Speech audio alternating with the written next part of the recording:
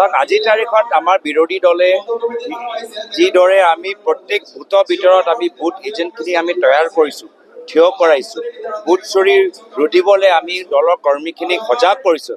আজিৰ তাৰিখত কোনো অন্য বিৰোধী দলে এনেধৰণৰ কাৰ্যসূচী হাতত ল'ব পৰা নাই আৰু কংগ্ৰেছ দল শক্তিশালী হ'লেই আমি বিৰোধী মঞ্চটো আমি আৰু শক্তিশালী কৰিব পাৰিম। প্ৰথমে আমি কংগ্ৰেছৰ বুথ কমিটিবোৰ আমি থিয় কৰাইছোঁ। আজি এটা সাধাৰণ নিৰ্বাচন নহয়, আপোনালোকে দেখি পাইছে যে আজিৰ তাৰিখত এখন নিৰ্বাচনত কিমান ভুৱা ভোটাৰ তালিকাৰ ওপৰত বিজেপি দল নিৰ্ভৰ। এতিয়া এই ভুৱা ভোটাৰ তালিকাৰ শুদ্ধ কৰিবলৈ মাত্ৰ কংগ্ৰেছ দলেহে পাৰিব, যিহেতু প্ৰতিখন গাঁৱৰ ভিতৰত কংগ্ৰেছৰ মানুহ আছে, প্ৰতিখন বুথৰ ভিতৰত কংগ্ৰেছৰ মানুহখিনি আছে। আমাৰ শুদ্ধ ভোটাৰ তালিকা কৰাটোৱে হ'ল আমাৰ প্ৰথম দায়িত্ব। তাৰ পিছতহে আমি পৰৱৰ্তী দিনত কাৰ লগত কেনেদৰে কি ধৰণৰ কথা হ'ব এইটো সময়ে ক'ব।